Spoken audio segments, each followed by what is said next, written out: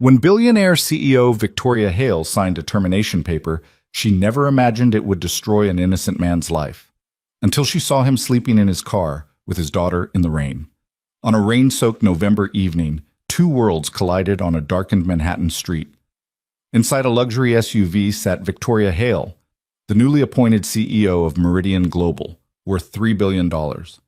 Outside, huddled in a 15-year-old sedan, sat Ethan Rowe and his 7-year-old daughter Mia, homeless, hungry, and abandoned by the very company Victoria now controlled. Their eyes met for just 3 seconds. She looked away. He looked down. Neither knew that single glance would change everything. Welcome to a story about power, corruption, and the cost of doing what's right. Stay with me until the end, hit that like button, and comment your city below so I can see how far this story travels. Now, let's begin. The fluorescent lights of Meridian Global's 14th floor hummed with their usual sterile efficiency as Ethan Rowe gathered the last of his personal items into a cardboard box. His hands trembled, not from the cold that seeped through the building's expansive windows, but from the shock that still pulsed through his veins like electricity. 8 years.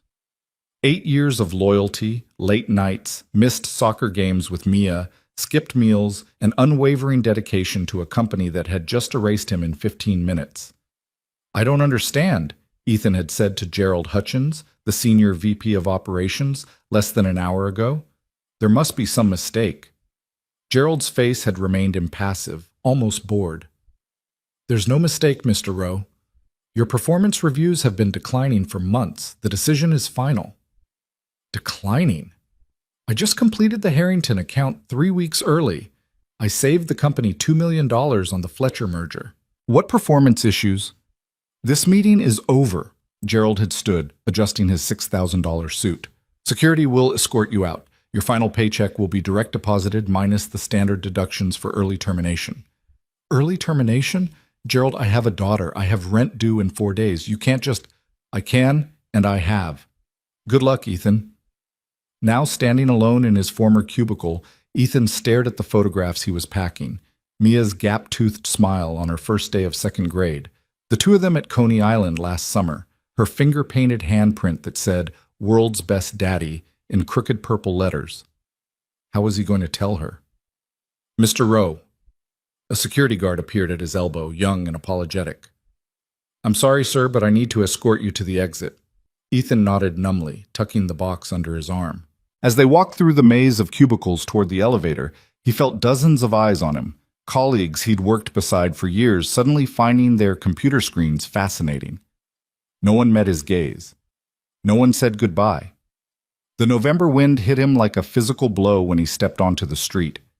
He'd left his heavy coat upstairs in his locker, but the security guard had made it clear there would be no going back. Not for a coat, not for dignity, not for answers. The subway ride to his apartment in Queens felt endless. Ethan sat with the cardboard box on his lap, staring at nothing, trying to calculate impossible math. Rent was $2,800, due in 4 days. His bank account held maybe $300. His final paycheck, whenever it came, might cover a week of groceries if he was lucky. His phone buzzed. A text from Mia's school. Reminder: payment for the field trip to the Natural History Museum is due Friday. $45 per student. $45. A month ago, that had been nothing. A casual lunch, a couple of coffees. Now it represented an impossible choice between his daughter's happiness and next week's meals. The apartment building came into view, its brick facade weathered and tired but familiar. Home. At least for 4 more days. Ethan climbed the 3 flights of stairs slowly, dreading the conversation he was about to have. Mia would be home from school by now, probably doing her homework at the kitchen table while Mrs. Chen from next door kept an eye on her. Mrs. Chen, who he paid $20 a day to watch Mia for the 2 hours between school ending and Ethan getting home from work. $20 a day. $100 a week. $400 a month. Another expense he could no longer afford. He fumbled with his keys at the apartment door, the cardboard box awkward under his arm. Before he could get the key in the lock, something white and official caught his eye. A notice taped to his door. Ethan's blood turned to ice. Notice of eviction. To Ethan Rowe, Tenant. From Queensborough Property Management. Date: November 18th, 2024. You are hereby notified that due to non-payment of rent for the months of September and October, and pursuant to the terms of your lease agreement, you are required to vacate the premises within 72 hours. The words blurred. Ethan's knees weakened and he leaned against the doorframe, the box slipping from his grip and hitting the floor with a dull thud. The finger-painted handprint cracked down the middle. September and October. But he'd paid those. He'd paid them online, the same way he always did. With shaking hands, Ethan pulled out his phone and opened his banking app. He scrolled back through his transaction history, his heart hammering against his ribs. There. September 1st, $2,800 to Queensborough Property Management. October 1st, $2,800 to Queensborough Property Management. Both payments had gone through. Both had been deducted from his account. "Daddy?" Mia's voice, small and worried, came from inside the apartment. The door had swung open while Ethan stared at his phone. She stood there in her school uniform, navy jumper, white shirt, one sock pulled up, one slouching around her ankle, her dark eyes wide with concern. Behind her, Mrs. Chen appeared, wiping her hands on her apron. "Mr. Rowe, are you all right? You look very pale." Ethan forced himself to straighten, to smile, to become the father his daughter needed. "I'm fine, Mrs. Chen. Thank you for watching Mia." "Of course." I made her a snack. She finished her math homework. Mrs. Chen glanced at the eviction notice still taped to the door, then at Ethan's face, and understanding dawned in her expression. "Mr. Rowe, if you need anything—" "We're fine, really, thank you." Mrs. Chen nodded slowly, squeezed Mia's shoulder, and disappeared back into her own apartment. Mia looked up at Ethan with those enormous brown eyes. Her mother's eyes, though Laura had been gone for 3 years now, taken by cancer that had burned through their savings and left Ethan alone with a 4-year-old in medical debt that still haunted him. "Daddy, why are you home early? And why is there a box? Did you bring me a present?" Ethan crouched down, gathering the scattered contents of his work life. The photos, the coffee mug that said, "World's okayest employee," the broken finger painting. "Not exactly, sweetheart. Come on, let's go inside. I need to talk to you about something." They sat together on the worn couch that had been Laura's favorite piece of furniture. Mia curled against Ethan's side, her small hand finding his. "What's wrong, Daddy? You look sad. How did you explain economic injustice to a 7-year-old? How did you tell your daughter that the world was cruel and unfair, that hard work didn't always matter, that sometimes people in power destroyed lives without a second thought?" "I lost my job today, baby," Ethan said quietly. "And there's been a mistake with our rent payments. We're going to have to move." "Move? But I like it here. All my friends live here, and school is just down the street." "I know. I'm going to fix it, okay? I promise." But even as he said the words, Ethan knew they were empty. The eviction notice gave them 72 hours. It was Wednesday afternoon. By Saturday evening, they would be on the street. He spent the next hour on the phone with Queensborough Property Management, explaining about the payments, offering to show them his bank records. The person on the other end, a bored-sounding woman named Rita, remained unmoved. "Sir, according to our records, we have received no rent payments from you for September or October. If you'd like to dispute this, you'll need to file a formal complaint with the management company, which takes 4 to 6 weeks to process." "I don't have 4 to 6 weeks. I have 3 days." "I understand your frustration, sir, but policy is policy. If you can provide full payment for the 2 outstanding months plus late fees, that would be $6,200, we can halt the eviction proceedings." $6,000. He might as well have asked for $6 million. Ethan hung up and sat in the darkening apartment, listening to Mia play in her room, her voice high and innocent as she narrated some adventure for her stuffed animals. He opened his laptop and began applying for jobs. Any jobs. All the jobs. Data analyst positions, project management roles, even entry-level positions that paid half what he'd been making. He sent out 17 applications in 2 hours, knowing that in this economy, hundreds of other people were doing the same thing. His phone rang, a number he didn't recognize. "Hello? Mr. Rowe? This is Jennifer from Crossbridge Financial. I'm calling about your auto loan payment, which is now 43 days past due. Ethan closed his eyes. He'd missed the October payment, using that money to buy Mia's winter coat and boots instead. He'd planned to catch up with his November paycheck, the paycheck that would never come. I understand, he said. Can I call you back? Mr. Rowe, if payment isn't received within the next week, we'll be forced to begin repossession proceedings. He hung up. Repossession. They were going to take his car. The 15-year-old Honda Civic with the broken air conditioning and the rust spot on the rear fender. The car that was worth maybe $2,000 on a good day. The car that was, as of Saturday, going to be his and Mia's home. That night, Ethan made spaghetti for dinner, Mia's favorite. They ate together at the small kitchen table, and he listened to her talk about school, about her best friend Emma's birthday party next month, about the field trip to the museum. Can I go, Daddy? Please? Emma's going, and Jacob and Maria and everyone.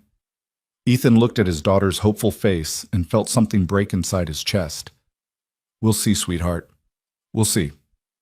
After Mia went to bed, Ethan sat at the kitchen table with a notebook and tried to make a plan. He had $300 in his bank account. The Civic's gas tank was half full. He had maybe $400 worth of groceries in the apartment, and he had 72 hours to figure out how to keep his daughter safe.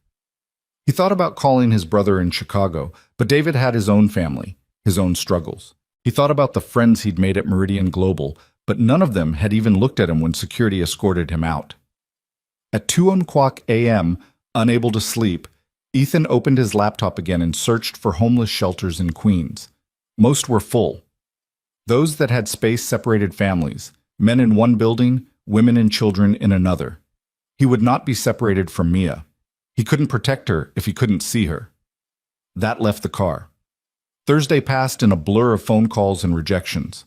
3 job interviews scheduled for next week, which meant nothing for the next 3 days. A call to his bank about the rent payments revealed that yes, the money had been deducted from his account, but where it had gone after that, they couldn't say. You'll need to speak with the payee, sir. The payee who insisted they'd never received it. Friday morning, Ethan woke Mia early and walked her to school, gripping her hand tight. At the school gate, she turned to him, her backpack too big for her small frame. Daddy, are we really moving? Probably, baby, but wherever we go, we'll be together. That's what matters. Can I take all my stuffed animals? Ethan thought about the Civic's limited trunk space. Take your 5 favorites, okay? Friday afternoon, he began packing. Clothes first. Winter clothes. Practical clothes. Mia's schoolwork and books. The photographs from the walls, Laura's jewelry box, small and worn. His laptop, their birth certificates, social security cards. Everything else. The furniture Laura had picked out, the kitchen supplies, the television, Mia's bike, would have to stay. By Friday evening, everything they owned that mattered fit into 6 trash bags and 2 backpacks. Saturday morning arrived cold and gray, with heavy clouds promising rain. Ethan loaded the car while Mia sat on the front steps, clutching her 5 chosen stuffed animals and crying quietly. I don't want to go, Daddy. I know, sweetheart, I know. Mrs. Chen came out as Ethan was loading the last bag. She pressed something into his hand, $200 in $20 bills. Mr. Rowe, please, for Mia. I can't. You can, and you will. That child needs you strong. Don't let pride make her suffer. Ethan's eyes burned. Thank you. I'll pay you back. I know you will. By noon, they were gone. Ethan drove aimlessly for hours, burning precious gas, trying to find what? A miracle? A solution? He drove through neighborhoods where he'd once dreamed of living, past restaurants where he'd taken Mia for birthday dinners, past the Meridian Global building where his career had died. As evening fell and the promised rain began, Ethan found himself in Lower Manhattan, sitting in traffic near Battery Park. The windshield wipers beat a steady rhythm. Beside him, Mia was quiet, her face pressed against the window. Daddy, I'm hungry. They had $12 and a quarter tank of gas. Ethan pulled into a McDonald's drive-thru and ordered a Happy Meal and a small coffee. Mia ate the chicken nuggets slowly, saving the fries for later. Aren't you hungry, Daddy?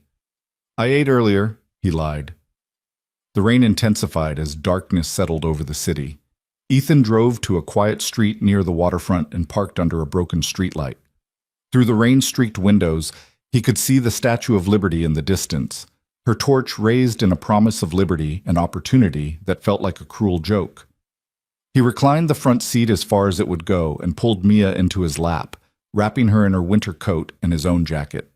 She nestled against his chest, her breathing gradually slowing as exhaustion pulled her under. "Daddy?" she whispered, already half asleep. "Where are we going tomorrow?" "I don't know, baby, but we'll figure it out. We always do." Outside, the rain fell harder, drumming on the roof of the car like judgment. Inside, Ethan held his daughter and tried not to think about Monday, when her school would call and wonder where she was. Tried not to think about next week or next month, or how a man provided for his child when the system had decided he didn't matter. He must have dozed off because he jerked awake suddenly to the sound of a car engine nearby. Through the rain-blurred windows, he could make out a vehicle pulling up to the curb about 20 feet ahead. Something expensive, sleek, black. A Lincoln Navigator, maybe, or a Cadillac Escalade. The kind of car he would never own in 3 lifetimes. The SUV idled for a moment, its red taillights glowing through the rain. Then, slowly, it began to pull away. But not before someone in the back seat turned to look. The interior light of the luxury vehicle illuminated a woman's face for just a moment.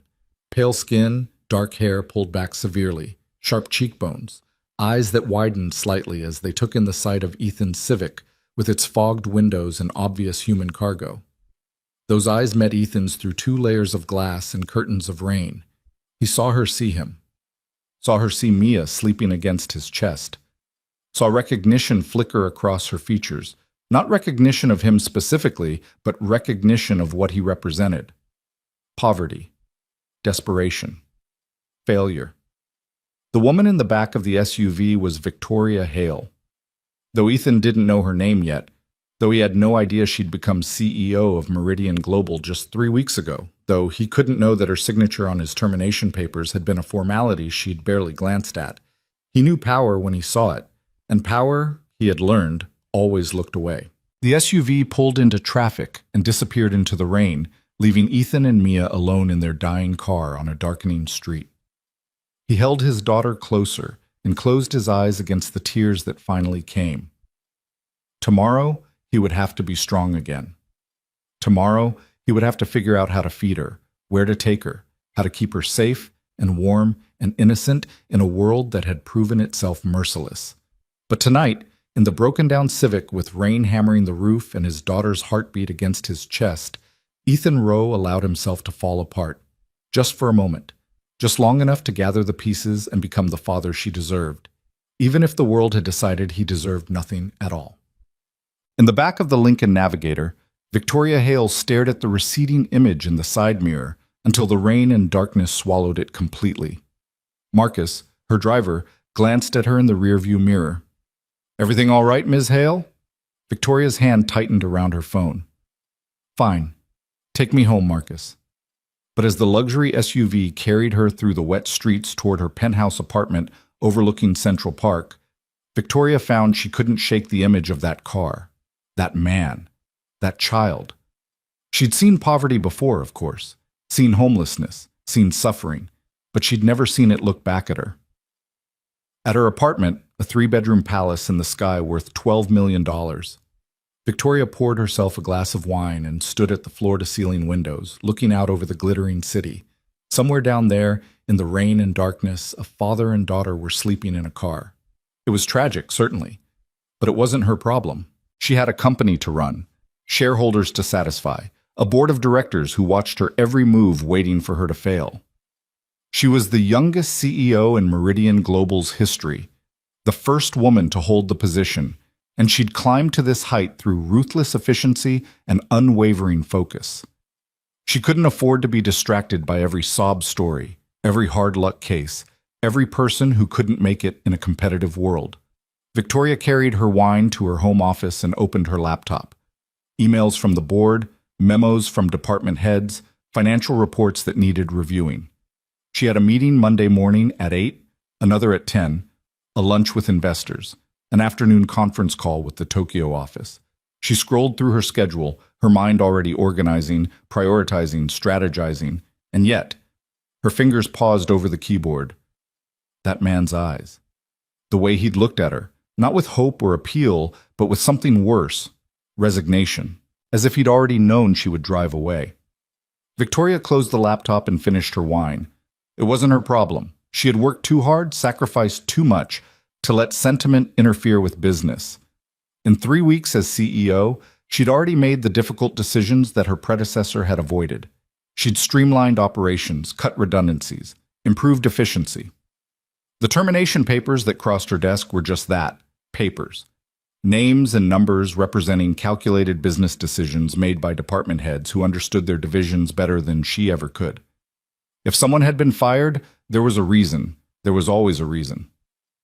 Victoria poured herself another glass of wine and returned to the window, watching the rain streak down the glass like tears. Somewhere in the darkness, a father held his daughter and wondered how to survive tomorrow.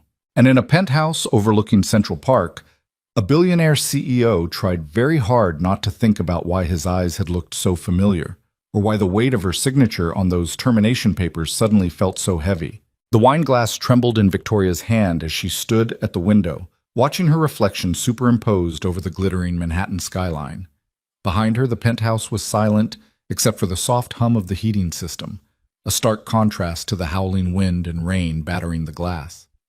She set down the wine and pressed her palm against the cold window, trying to ground herself in something real. But the image wouldn't leave her mind. That car, that man, that sleeping child. "It's not your problem," she whispered to her reflection. "You can't save everyone." But the words felt hollow, even to her own ears. Victoria turned away from the window and walked to her bedroom, her bare feet silent on the imported Italian marble. She changed into silk pajamas, went through her nighttime routine with mechanical precision, and slid between sheets that cost more than most people made in a month. Sleep didn't come. At 2:47 a.m., she gave up and returned to her office. If she couldn't sleep, she could at least work. That had always been her solution. When doubt crept in, when guilt threatened, when the loneliness of her position became suffocating, she worked. Victoria opened her laptop and pulled up the quarterly reports. Revenue was up 8%, operating costs down 12%, stock price climbing steadily since she'd taken over as CEO 3 weeks ago. By every measurable metric, she was succeeding. So why did she feel like she was failing? Her phone buzzed with a text message. Sebastian Cross, her chief operating officer. "Saw the preliminary numbers for Q4. Excellent work, Victoria. The board will be pleased." Victoria stared at the message without responding. Sebastian was 53, ruthlessly efficient, and had been with Meridian Global for 17 years. He'd been instrumental in her appointment as CEO, mentoring her rise through the company's ranks. He'd also been the one to place those termination papers on her desk for signature. Dozens of them, that first week. Each one a name, a position, a salary figure, a brief explanation. Performance issues. Redundancy. Violation of company policy. She'd signed them all without question, trusting that her department heads knew what they were doing. But what if they didn't? What if she didn't? Victoria set down her phone and navigated to the company's HR database. She logged in with her CEO credentials and pulled up the termination records for the past month. 47 employees terminated since she'd taken over. 47 families affected. 47 lives disrupted. She scrolled through the names randomly, not looking for anything specific, just looking. Thomas Chen, warehouse supervisor, 12 years of service. Latoya Williams, senior accountant, 9 years. Robert Martinez, IT specialist, 6 years. Her finger hovered over the mouse, then clicked on a name at random. Ethan Rowe, data analyst, 8 years of service. Terminated November 18th, 2024, 2 days ago. Victoria opened his file and began to read. The termination memo was signed by Gerald Hutchins, Senior VP of Operations. Reason for termination? Consistent underperformance and failure to meet departmental standards despite multiple warnings. She frowned and clicked on the performance review history. 20s. Exceeds expectations. 2018. Exceeds expectations. 2019. Outstanding. 2020. outstanding 2021, exceeds expectations 2022, meets expectations 2023, exceeds expectations 2024, outstanding January to October. Victoria sat back in her chair, her frown deepening. According to his reviews, Ethan Rowe had been an excellent employee for 8 consecutive years. His most recent review, completed just 3 weeks ago by his direct supervisor, praised his work on the Harrington account and the Fletcher merger. So where were these multiple warnings about underperformance? She clicked through his file more carefully, searching for disciplinary notices, performance improvement plans, anything that would justify the termination. Nothing. Not a single written warning, not one documented instance of poor performance, just a termination memo signed by Gerald Hutchins and countersigned by Sebastian Cross, and approved with her signature. Victoria's chest tightened. She navigated back to the main termination list and started clicking through other files at random. Maria Santos, customer service representative, terminated for excessive absenteeism. Victoria pulled up her attendance records, 3 sick days in 7 years, all documented with doctor's notes. David Park, junior accountant, terminated for failure to complete assigned tasks. Victoria found his task completion rate, 97%, well above the department average. Jennifer Walsh, marketing coordinator, terminated for inappropriate workplace conduct. Victoria searched for the incident reports that should have been filed. They didn't exist. Victoria's hands started to shake as she clicked through file after file, finding the same pattern over and over. Excellent employees with years of service, stellar performance reviews, and no documented issues, all terminated within the past 3 weeks with vague justifications and her signature at the bottom of each memo. She grabbed her phone and called Sebastian. It rang 4 times before his sleepy voice answered. "Victoria, it's 3 in the morning. What's wrong?" "I'm looking at the termination files," she said without preamble. "The ones we processed my first week as CEO." There was a pause. "All right, what about them?" "Sebastian, these people, they have excellent performance records. No warnings, no disciplinary issues. Why were they fired?" Another pause, longer this time. "Victoria, we discussed this. The company needed to trim operational costs. Those positions were identified as redundant or underperforming." "But they're not redundant, and they're not underperforming. Ethan Rowe received an outstanding review 3 weeks before we fired him." "Old reviews don't always reflect current performance." "Then where are the new reviews? Where's the documentation?" "Victoria."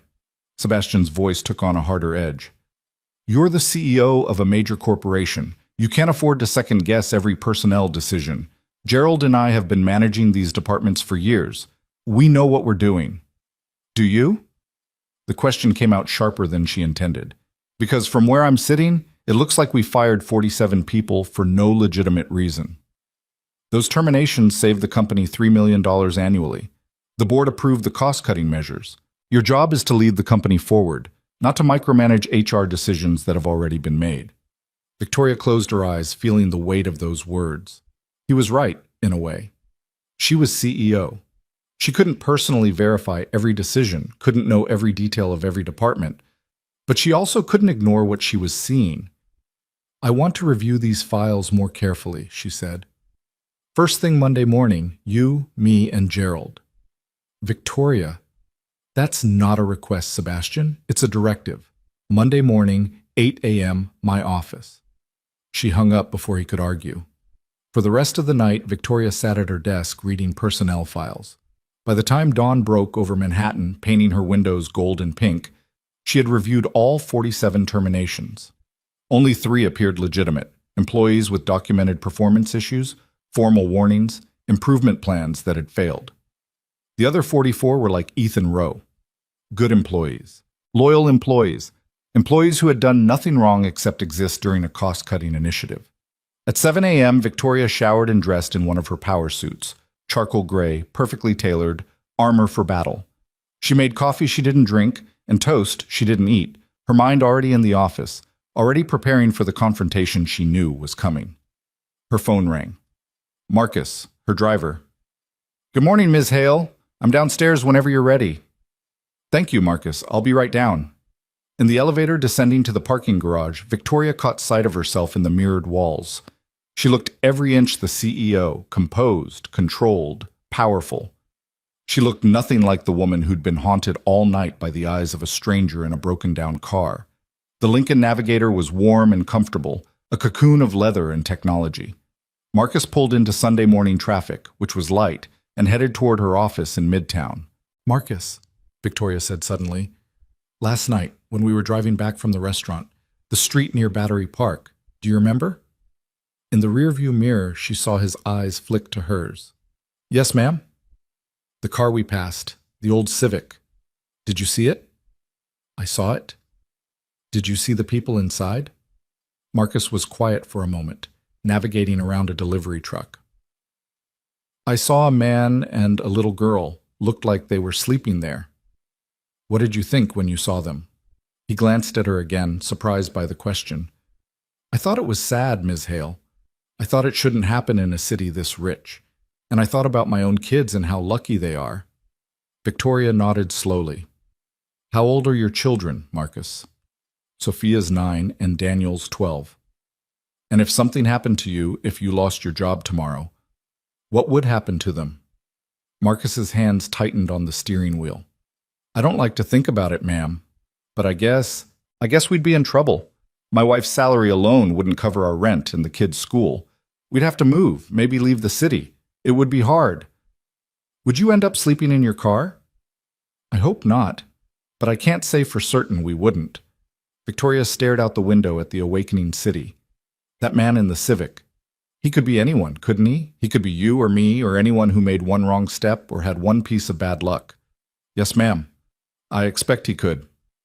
They rode in silence the rest of the way to the office. When Marcus pulled up to the Meridian Global building, Victoria didn't get out immediately. "Marcus, I need you to do something for me. Something off the books." He turned to face her fully. "Of course, Ms. Hale. What do you need?" "I need you to find that car, the Civic from last night. I don't know if it's still in the same spot, but if it is, or if you can track it down somehow, I need to know who that man is." Marcus studied her face, and she saw understanding dawn in his expression. "You think he worked for Meridian Global?" It wasn't a question, but Victoria answered anyway. "I think it's possible. And if he did, I need to know why he's sleeping in his car instead of going home to his family." "I'll do what I can, Ms. Hale." Victoria spent Sunday in her office, going through files with an obsessive attention to detail that would have impressed even Sebastian. She pulled financial records, cross-referenced termination dates with departmental budget reports, traced the flow of money through the company's accounts. And she found something that made her blood run cold. The $3 million in annual savings that Sebastian had mentioned, the justification for all those terminations, it wasn't being used to shore up the company's finances or invest in growth. It was being redirected. Specifically, it was being redirected to a series of consulting contracts with a firm called Apex Strategic Solutions. Victoria had never heard of Apex Strategic Solutions. She dug deeper, following the money through a maze of accounts and subsidiaries. Apex Strategic Solutions was a shell company registered in Delaware. Its board of directors consisted of 3 names she didn't recognize, but its primary shareholder was a holding company called Hutchins Capital Group. Hutchins, as in Gerald Hutchins. Victoria sat back in her chair, her mind racing. Gerald was siphoning money from Meridian Global through fake consulting contracts, and to free up the budget for those contracts, he was firing loyal employees and blaming their terminations on cost-cutting, and she had signed off on every single one. Her phone buzzed. A text from Marcus. "Found the car. Battery Park, same location, still occupied. License plate registered to Ethan Rowe, 2142 Steinway Street, Apartment 3B, Queens. Want me to approach?" Victoria's fingers trembled as she typed her response. "No, just observe for now. Let me know if he moves." She navigated back to Ethan Rowe's personnel file and stared at his employee photo. He was younger in the picture, probably taken when he first joined the company 8 years ago. He had warm eyes and an easy smile, the kind of face that belonged to someone who still believed hard work would be rewarded, the kind of face that belonged to someone who hadn't yet been betrayed. Victoria pulled up his termination memo again and read it more carefully. It was dated November 18th, signed by Gerald Hutchins, and contained a single line that she hadn't noticed before. Employee discovered and reported financial irregularities on November 17th. Termination approved to prevent further disruption. November 17th. The day before Ethan was fired. He'd found something, he'd reported it, and Gerald had destroyed him for it. Victoria's hands clenched into fists. She navigated to the company's internal reporting system and searched for any submissions from Ethan Rowe in November. The search came back empty, but it shouldn't have. All employee reports were supposed to be logged in the system automatically, even if they were later deemed unfounded. It was company policy, designed to protect whistleblowers, which meant Gerald had deleted it. Victoria grabbed her phone and called the head of IT, a brilliant woman named Priya Chandrasekhar, who'd been with the company for 15 years. "Ms. Hale?" Priya sounded surprised to hear from the CEO on a Sunday evening. "Is everything all right?" "Priya, I need you to do something for me, and I need you to keep it confidential. Can you do that?" "Of course." "I need you to access the company's internal reporting system and retrieve any deleted files from mid-November. Specifically, anything submitted by Ethan Rowe." There was a pause. "Ms. Hale, deleted files are purged from the system after 72 hours. If something was deleted more than 3 days ago." "I know, but you keep backups, don't you? Complete system backups every night?" "Yes, but accessing those requires administrator clearance from me. I'm giving you that clearance right now. I'll send you written authorization within the hour." "All right." Priya's voice was cautious now. "May I ask what this is about?" "You may not. But Priya, if anyone asks what you're doing, and I mean anyone, including Sebastian Cross or Gerald Hutchins, you refer them directly to me. Understood?" "Understood, Ms. Hale." Victoria hung up and drafted the authorization email, her fingers flying over the keyboard. She sent it to Priya, then sat back and waited. 20 minutes later, her phone rang. "Ms. Hale, I found it.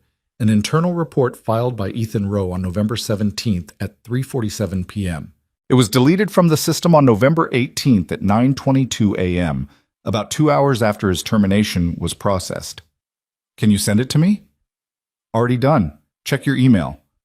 Victoria opened her inbox and clicked on Priya's message.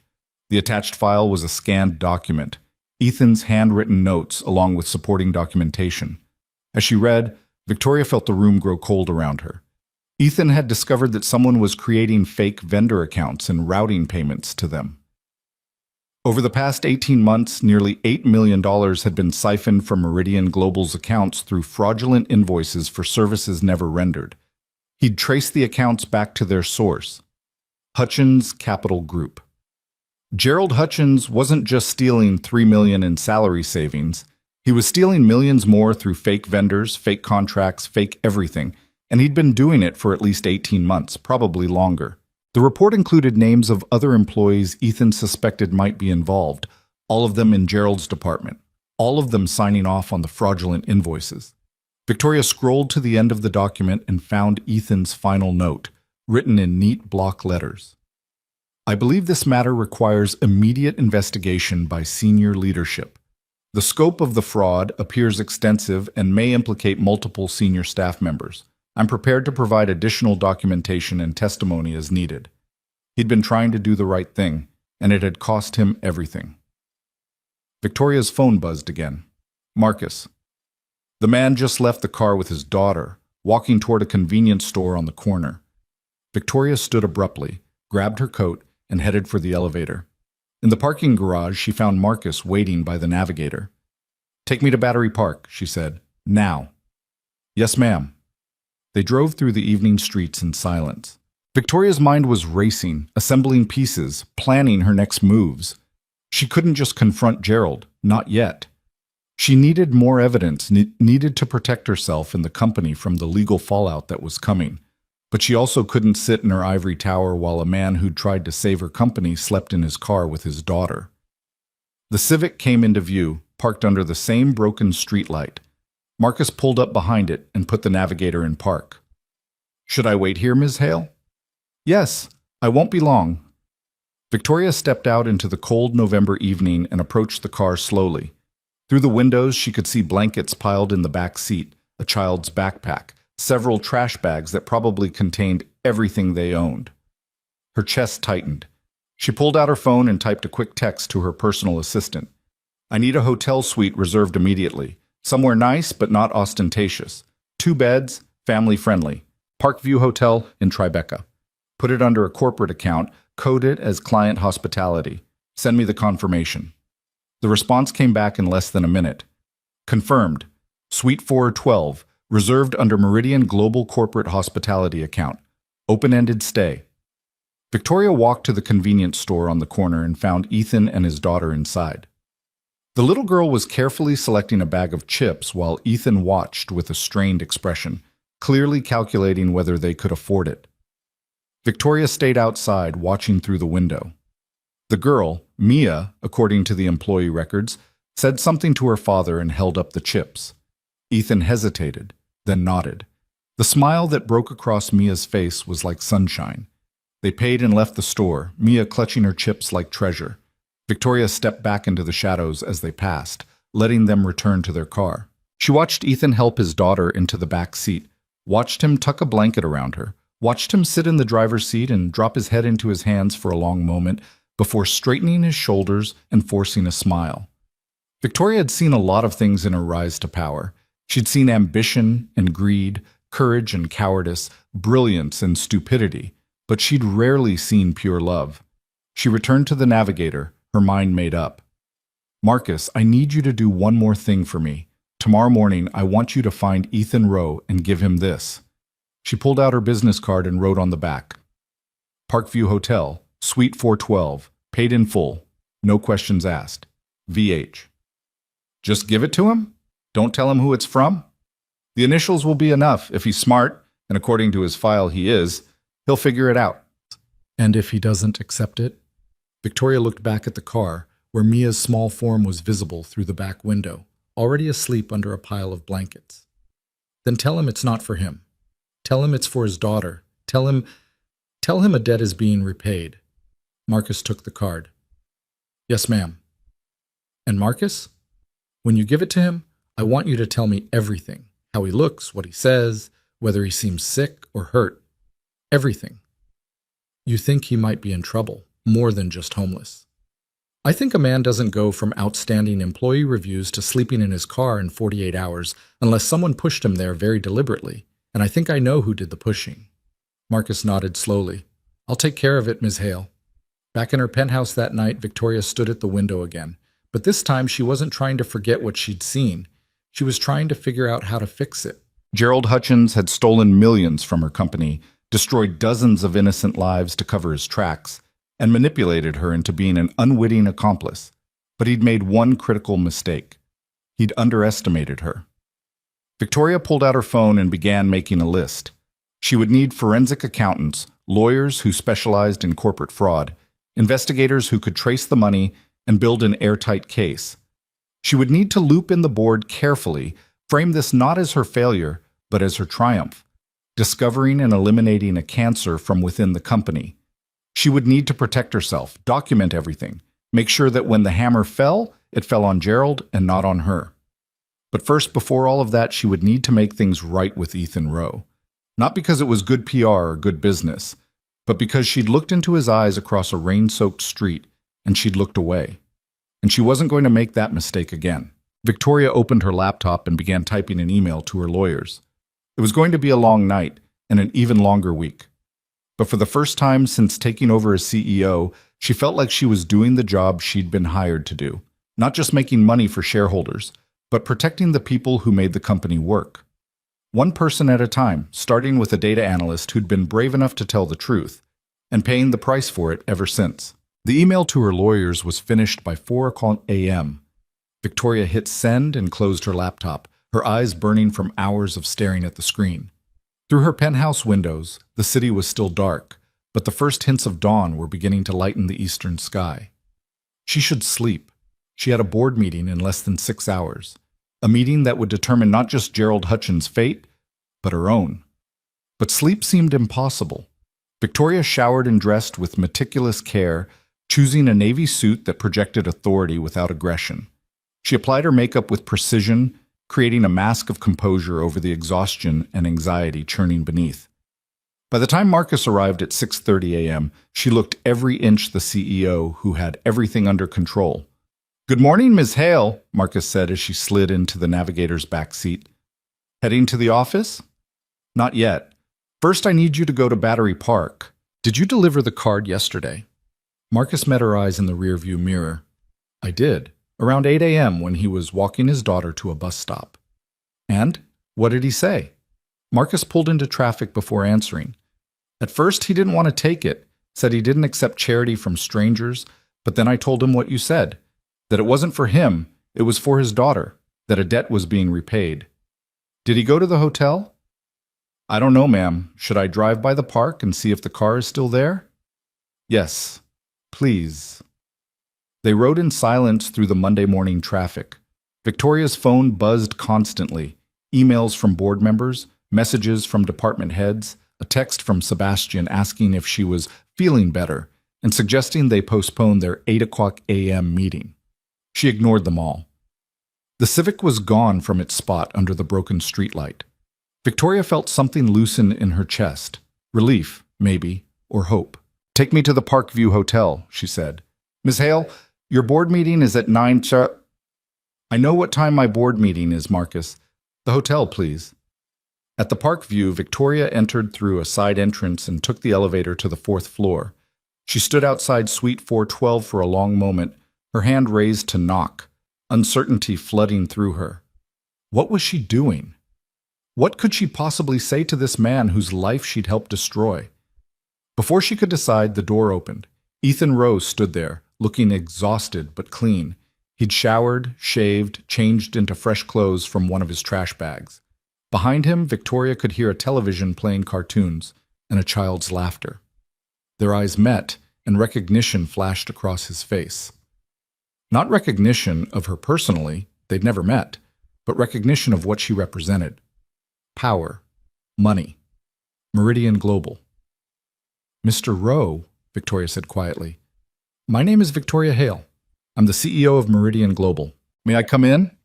Ethan's expression hardened. "So you can finish the job? Fire me again? Have me arrested for accepting your hotel room? So I can apologize and explain, and try to make things right. There's nothing right about what your company did to me." "You're absolutely correct, which is why I need to talk to you. Please."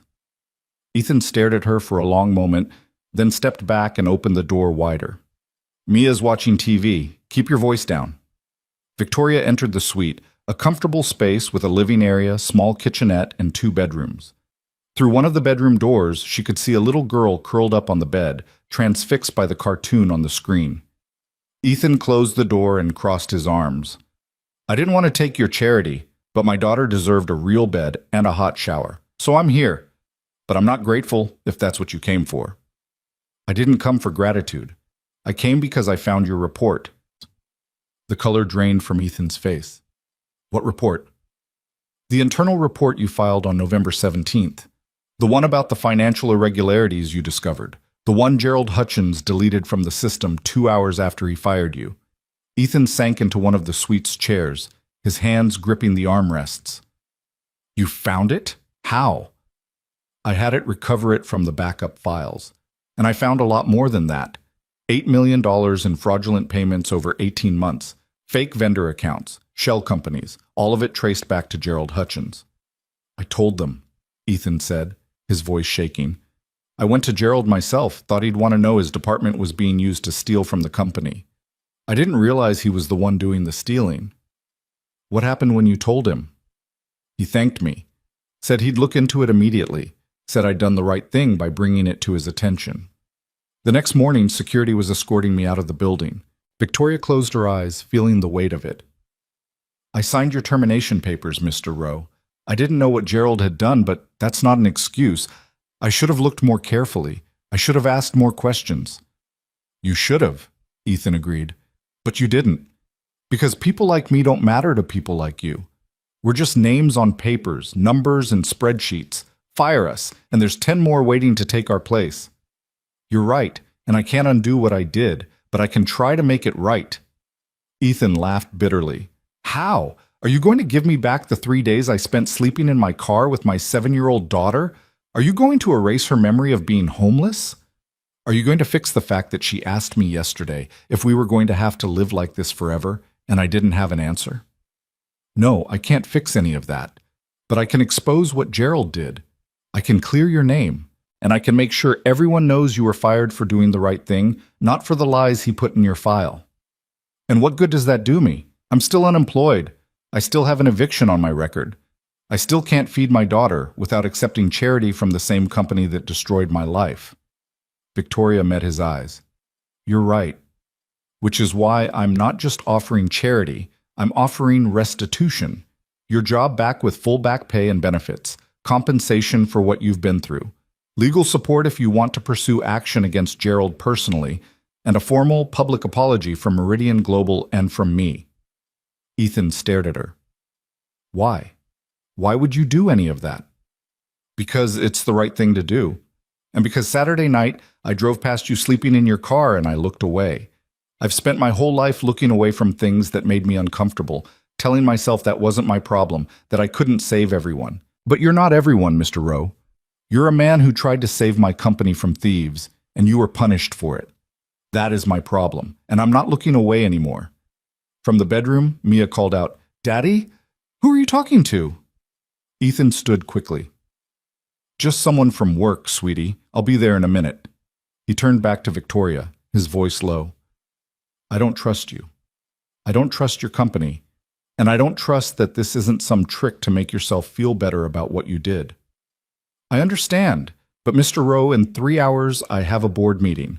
I'm going to walk into that meeting and expose everything Gerald Hutchins has done. I'm going to present evidence of fraud, theft, and the systematic termination of employees who might have discovered his crimes. And when the board asks me how I found out about it, I'm going to tell them about you. No. Ethan's voice was sharp. You leave me out of this. I don't want to be involved. Well, you're already involved. You're the one who discovered it. You're the whistleblower Gerald tried to silence. Your story is the proof that this wasn't just financial fraud. It was retaliation against employees who threatened to expose it. And what happens when Gerald finds out I'm the one who brought him down? What happens when his lawyer friends and his powerful connections come after me? I have a daughter, Ms. Hale. I can't protect her if I'm fighting legal battles against billionaires. Victoria pulled out her phone and showed him an email. This is from my legal team. If you agree to testify about what happened, Meridian Global will provide you with full legal protection. Corporate lawyers, personal security if needed, financial support throughout the process. Gerald Hutchins will be fighting a Fortune 500 company with unlimited resources, not a single father with nothing to lose. Ethan read the email slowly, then looked up at her. Why should I believe you? You're asking me to trust the same company that threw me away like garbage. I'm not asking you to trust the company. I'm asking you to trust me. And I know I haven't earned that, but let me try. Daddy? Mia appeared in the bedroom doorway, clutching a stuffed rabbit. Are we going to stay here? In this room? Ethan's expression softened. For a little while, baby. Go finish your show, okay? Mia nodded and disappeared back into the bedroom. Ethan watched her go, and when he turned back to Victoria, something in his face had changed. That's my daughter. That's everything I have in this world. She's 7 years old, and she's already learned that the world is cruel and unfair. She's learned that people in power don't care about people like us. And I'm supposed to teach her that sometimes they do? That sometimes justice actually happens? I can't promise you justice, Mr. Rowe, but I can promise you that I'm going to try. With or without your help. But it would mean more. It would be stronger if you were willing to tell your story. Ethan was quiet for a long time. Finally, he said, If I do this, I want something in writing. A contract that says Meridian Global will protect me and my daughter. That says you'll restore my reputation and compensate me fairly. And that says if Gerald Hutchins or anyone else comes after me because of this, you'll stand between us. Done. I'll have the contracts drawn up and delivered to you within the hour. And one more thing, I want to be there, at the board meeting. I want to look Gerald Hutchins in the eye when you expose what he did. Victoria hesitated. Mr. Rowe, that could be dangerous. If Gerald realizes what's happening, I don't care. He took everything from me while I stood there helpless. If you're going to take everything from him, I want to watch. Victoria considered this, then nodded slowly. All right, the meeting starts at 9. I'll have Marcus pick you up at 8:30. Mia can't come. She can't see that. I'll arrange for a child care specialist to stay with her here at the hotel. Someone trustworthy. Mia will be safe and comfortable. Ethan extended his hand, and Victoria shook it. His grip was firm, his palm rough from years of work. Don't make me regret this, Ms. Hale. I won't. I promise. Victoria left the hotel and called her assistant from the car. I need a child care specialist at the Parkview Hotel, Suite 412, by 8:15 this morning. Someone excellent, fully vetted, experienced with 7-year-old girls. And I need the legal team to draft a protection contract for Ethan Rowe. Full specifications in the email I'm about to send you. I need that contract ready for signature by 8 a.m. Yes, Ms. Hale. Anything else? Yes. I need you to contact every board member and tell them the 9 o'clock meeting is mandatory. No excuses, no exceptions. And I need you to alert our PR team that there will be a major announcement this afternoon. Tell them to prepare for media attention. Should I tell them what the announcement is about? No, they'll find out with everyone else. At the office, Victoria went straight to her suite and found her legal team already waiting. 3 lawyers in expensive suits with briefcases full of documents. We've reviewed everything you sent us, said Margaret Chen, the lead attorney. Ms. Hale, if even half of this is accurate, Gerald Hutchins is going to prison. It's all accurate. What do we need to make the case airtight? We need the original financial records, not just the reports Ethan Rowe compiled, but access to the actual bank accounts and transaction histories. We need testimony from other employees who might have noticed irregularities. And we need to move fast because the moment Gerald suspects something, he'll start destroying evidence. He already suspects something. I called a mandatory board meeting without explaining why. He knows that's unusual. Margaret frowned. Then we need to freeze his access to company systems immediately, before he can delete anything else. Do it. I'll authorize it right now. Victoria called down to a T. Priya, I need you to suspend Gerald Hutchins' system access effective immediately. All accounts, all passwords, everything. Lock him out completely. Ms. Hale, that's going to tip him off that something's happening. I know, do it anyway. Yes, ma'am. At 8:45, Victoria's assistant called. Ms. Hale, Gerald Hutchins is here to see you. He's very upset about being locked out of the system. Send him in. Gerald burst through the door moments later, his face red with anger. Victoria, what the hell is going on? I just tried to log into my email, and the system says my account has been suspended. I'm a senior VP. Sit down, Gerald. I will not sit down. I want an explanation. Sit down. Something in Victoria's voice made him stop. He sat slowly, his eyes narrowing. What's this about, Victoria? It's about $8 million in fraudulent payments. It's about shell companies and fake vendor accounts. It's about you using your position to steal from this company for at least 18 months. The color drained from Gerald's face. I don't know what you're talking about. Yes, you do, and so does Ethan Rowe. Remember him? The data analyst you fired for discovering your theft? That's ridiculous. Rowe was terminated for poor performance. He was terminated because he found evidence of your crimes and reported it to you personally. You deleted his report and destroyed his life to keep him quiet. Gerald stood abruptly. This is insane. I'm not going to sit here and be accused of, you're going to sit there and be quiet. In 15 minutes, I'm going into a board meeting where I will present complete evidence of your fraud. The board will vote to terminate you, and then I'm going to hand everything over to federal prosecutors. The only question is whether you want to make this easy or hard. You can't prove any of this. I can prove all of it. I have bank records, transaction histories, the testimony of the man you tried to silence, and a team of forensic accountants who've spent the last 12 hours tracing every dollar you stole. It's over, Gerald. Gerald's hands were shaking. You don't understand what you're doing. If you expose this, it's not just me who goes down. The company's stock will crash, investors will lose confidence. You'll be destroying Meridian Global to get revenge for one fired employee. I'm not destroying anything. You are. I'm just cleaning up your mess. Victoria, please. We can work this out quietly. I'll resign, return the money, disappear. But if you make this public, then everyone will know that Meridian Global takes corruption seriously. That we protect whistleblowers instead of punishing them. That we care more about doing the right thing than protecting our image. You're making a huge mistake. No, Gerald, I'm fixing one. Now get out of my office. Gerald stood, his face twisted with rage. This isn't over. I have friends on the board, friends in the industry. You're a 34-year-old woman who's been CEO for 3 weeks. Who do you think they're going to believe? I guess we're about to find out. At precisely 9 a.m., Victoria entered the boardroom. The long mahogany table was surrounded by 12 board members, titans of industry, all of them older than her, most of them men, all of them watching her with various degrees of curiosity and suspicion. Sebastian Cross sat at Gerald's right hand, his expression unreadable. And at the far end of the room, standing against the wall with Marcus beside him, was Ethan Rowe. Several board members noticed him and frowned. Victoria, said Richard Morrison, the board chairman. Who is this gentleman? This is a closed board meeting. His name is Ethan Rowe.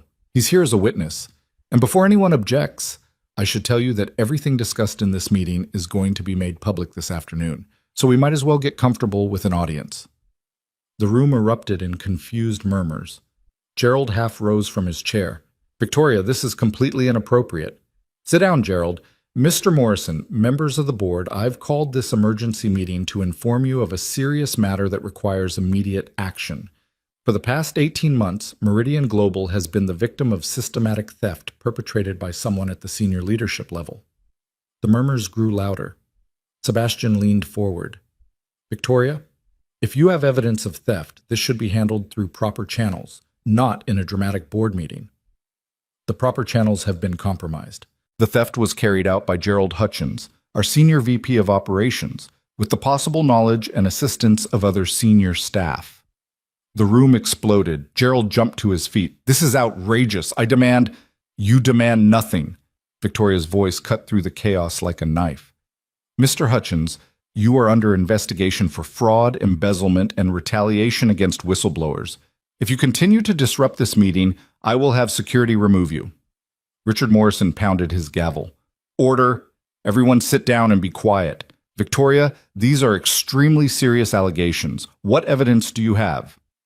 Victoria nodded to Margaret Chen, who stood and began distributing folders to each board member. In these folders, you'll find complete documentation of the fraud. Bank records showing payments to fake vendor accounts. Corporate filings revealing that these vendor companies are owned by shell corporations controlled by Gerald Hutchins. And internal reports showing that when employees discovered evidence of this theft, they were systematically terminated. As the board members opened their folders and began reading, Victoria continued. Over the past 3 weeks, 47 employees have been fired from this company. I signed the termination papers myself, trusting that my senior leadership team had valid reasons for each dismissal. I was wrong to trust without verifying. Many of those terminations were designed to eliminate employees who might have discovered or exposed the fraud. This is insane, Gerald said, but his voice had lost its strength. You're basing this entire accusation on the word of a disgruntled employee who was fired for legitimate performance issues. Mr. Rowe, Victoria said, would you please tell the board what happened when you discovered the financial irregularities? Ethan stepped forward, and Victoria saw his hands trembling slightly, but his voice was steady. 3 weeks ago, I was working on reconciling accounts for the fourth quarter when I noticed some unusual payment patterns. Large sums going to vendors I'd never heard of for services that weren't reflected in our project records. I pulled the transaction histories and found that over the past year and a half, approximately $8 million had been paid to companies that didn't appear to do any actual work for us. And what did you do with this information? Richard Morrison asked. I compiled a report with all the evidence I could find and took it directly to Gerald Hutchins, my department head. I thought he'd want to know his department was being used to channel fraudulent payments. He thanked me, told me I'd done the right thing, and said he'd investigate immediately. And then? And then the next morning, security escorted me out of the building. I was fired for performance issues that didn't exist, with no warning, no severance, no explanation. Within 48 hours, I was evicted from my apartment even though I'd paid my rent. My bank accounts were frozen due to a suspicious activity flag that appeared out of nowhere. and I ended up sleeping in my car with my 7-year-old daughter. The room was absolutely silent. Mr. Rowe, said Patricia Williams, one of the board members, are you saying you believe Gerald Hutchins orchestrated all of this in retaliation for your report? I'm saying that 48 hours after I told Gerald Hutchins about the theft, my entire life collapsed in ways that seemed designed to keep me too busy surviving to pursue the matter further. Make of that what you will. Gerald stood again, his face purple with rage. This is character assassination. I want my lawyer. Sit down, Gerald. Richard Morrison's voice was cold. You'll have plenty of time for lawyers later. Victoria, continue. Victoria took a breath. After finding Mr. Rowe's deleted report, I had our legal team trace the money. The fraudulent payments all went to companies owned by Hutchins Capital Group, a holding company controlled by Gerald Hutchins. The total theft over 18 months is approximately $8 million. Additionally, the recent terminations of 47 employees freed up approximately $3 million annually in salary budget, which was then redirected to additional fraudulent contracts. She paused, letting that sink in. In other words, Gerald Hutchins wasn't just stealing money, he was firing loyal employees to create budget space for more theft. Sebastian Cross, who had been silent throughout, finally spoke. Victoria, some of those terminations were ones I recommended. I know, which is why you're also under investigation. The question is whether you were actively involved in the fraud or simply a useful idiot who signed off on terminations without asking questions. Sebastian's face went white. Richard Morrison closed his folder. I've seen enough. I move that Gerald Hutchins be immediately terminated for cause, and that this matter be turned over to federal prosecutors. All in favor? 11 hands went up. Only Gerald's remained down. Motion carried.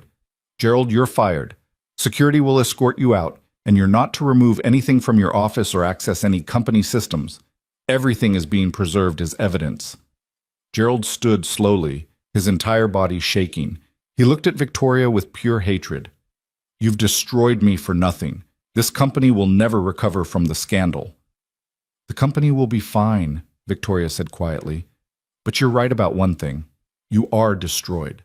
Not by me, but by your own greed and cruelty. Security appeared and escorted Gerald from the room. As the door closed behind him, Richard Morrison turned to Ethan. Mr. Rowe, on behalf of Meridian Global's board of directors, I want to apologize for what was done to you.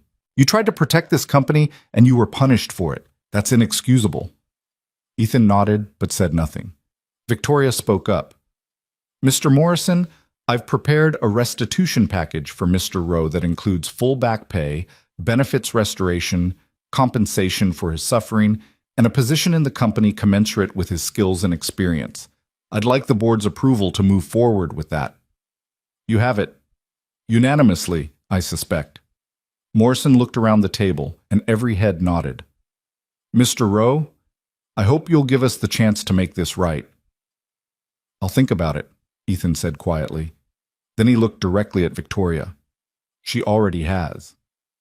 The meeting continued for another hour, with the board discussing next steps, PR strategy, and internal reforms to prevent future fraud. Through it all, Victoria felt a strange calm settling over her. She'd done it. She'd exposed the corruption, protected the whistleblower, and held the company accountable. And she'd done it by choosing compassion over convenience, truth over comfort, justice over image. When the meeting finally adjourned, Victoria found Ethan waiting for her in the hallway. Thank you, he said simply, for believing me, for fighting for me. I should have fought sooner, before you lost everything. But you fought when it mattered. That's more than most people in your position would have done. Victoria smiled sadly. I drove past you Saturday night and looked away. I've been looking away my whole life. I'm just glad I finally opened my eyes. Ethan extended his hand again, and this time when she shook it, it felt less like a business transaction and more like a promise. A promise that power would, at least sometimes, choose to protect instead of destroy. That courage could exist in boardrooms and penthouse apartments, and that one person choosing to care could change everything.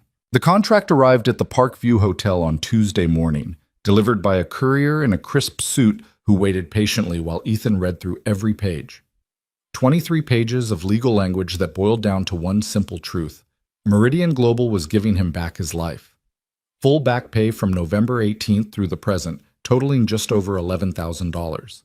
Benefits restoration, including health insurance, retroactive to his termination date. A lump sum payment of $75,000 in compensation for damages and suffering, and a formal job offer for a senior data analyst position with a salary 15% higher than what he'd been making before. Ethan's hand shook as he signed his name on the final page. "All set, Mr. Rowe?" the courier asked. "Yes. Thank you." The courier left, and Ethan sat on the hotel room sofa, staring at the signed contract in his hands.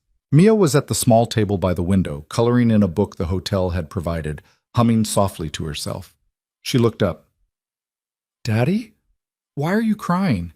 Ethan hadn't realized he was. He wiped his eyes quickly. "Happy tears, baby. Sometimes people cry when they're really, really happy." "Are we happy now?" "Yes, sweetheart. I think we are." That afternoon, Victoria called him directly. "Ethan, the contracts have been processed. The back pay and compensation will be deposited into your account by end of business today. And I wanted to let you know, I've had my assistant compile a list of available apartments in good school districts. No pressure, but if you'd like help finding a place, we can arrange viewings." "You don't have to do that." "I know, but I want to. You and Mia deserve stability, and the housing market in New York can be overwhelming even when you're not starting from scratch." Ethan hesitated. Part of him wanted to refuse, to prove he could handle this on his own. But the larger part, the part that remembered sleeping in his car with his daughter, the part that still felt the ache of helplessness, knew that pride was a luxury he couldn't afford.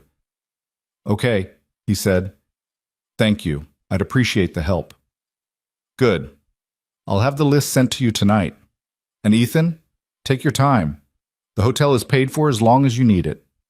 By Wednesday afternoon, Ethan had narrowed the list down to 3 apartments.